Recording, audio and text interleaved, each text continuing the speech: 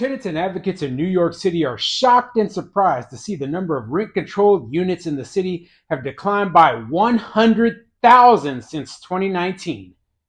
I'm Tony, and this is Real Estate Investing and Landlord News. All right, so I have an interesting article for you today, and it's going over the fact that the number of rent-controlled units in New York City is declining. In fact, the number of rent-controlled units in all places with rent control is declining. Okay, landlords are figuring out ways to remove rent-controlled units from the market, or they're just not renting them out, or in some cases they are renting them out at market rates, and they're just completely screwing over the rent control system altogether. Okay, so you know what? You should realize these things are going to happen. They should know these things are going to happen because they're putting landlords in a bad position. They're putting them in a position where they can't make money, okay? And they need to do whatever they have to do in order to succeed. And you know what?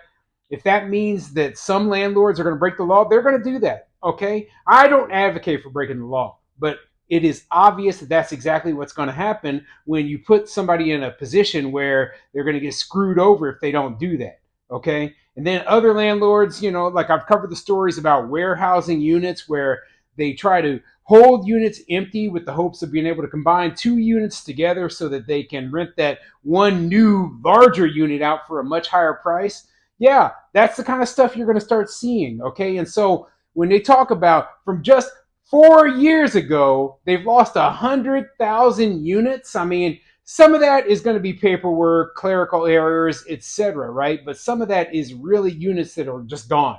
Okay, they've disappeared off of the rent rolls, and it's going to continue to get worse, okay? Rent control doesn't help anything in terms of landlords are going to figure out ways, loopholes to get around their whole system, okay? So before I get into the article, go ahead, hit the like and subscribe button, maybe leave a comment down below, and let me know what you think. Are you surprised?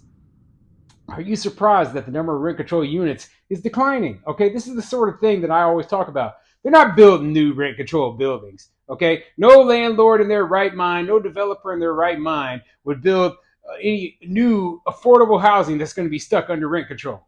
Okay, so the number of units is only going to decline. They're not even going to be able to maintain the units that are currently up, as slowly over time, more and more units are converted to other purposes or taken completely off of the market. This is just going to go down and down and down until almost nobody's benefiting from it at all. Okay? And that's a good thing. That's a good thing because it just points out the stupidity of this whole system in the first place. So anyway, I want to talk about this article, and this article is coming from thecity.nyc, and it says, rent stabilized apartment tally drops further as some landlords try to rent at market rates.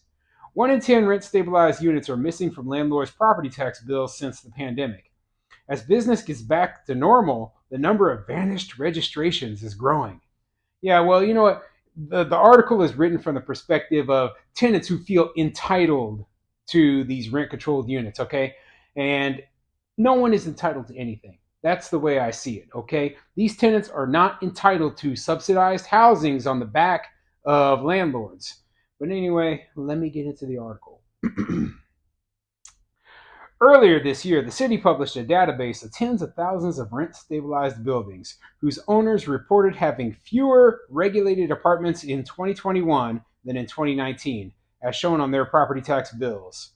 The drop was surprising, given that changes to rent laws in 2019 forbade removing apartments from regulation in most instances.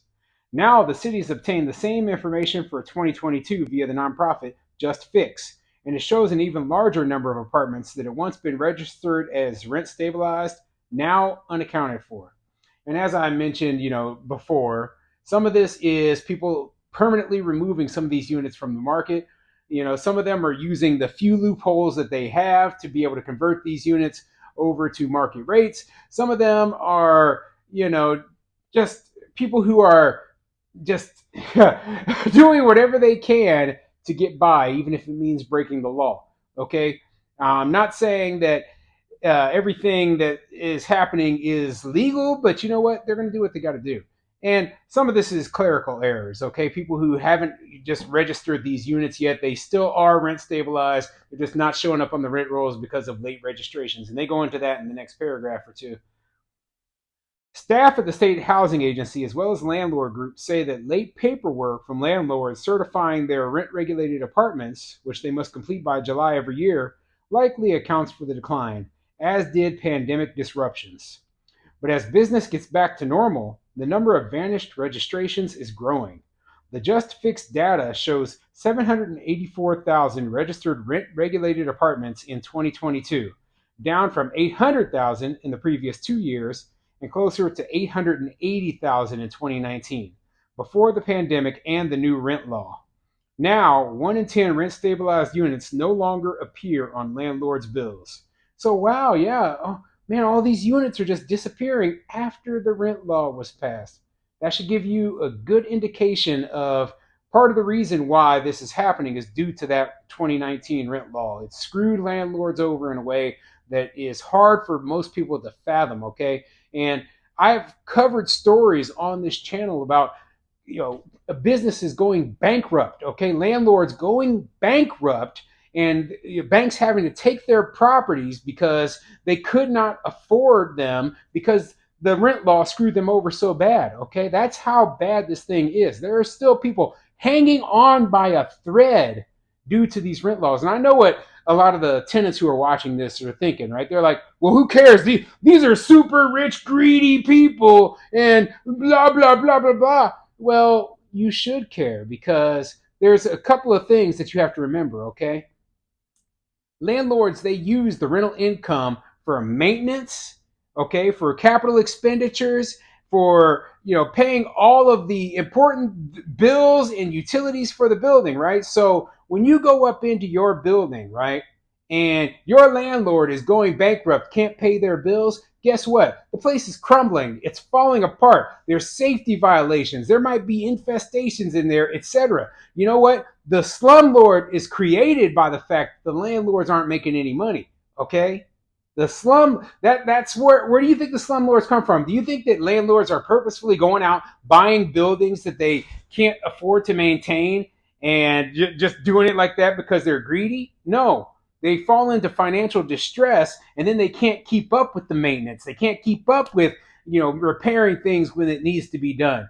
And that is why these slumlords are created in most cases. What's more, the majority of buildings with missing units, over 8,400, have failed to report rent stabilized apartments on their tax bills for 3 years in a row.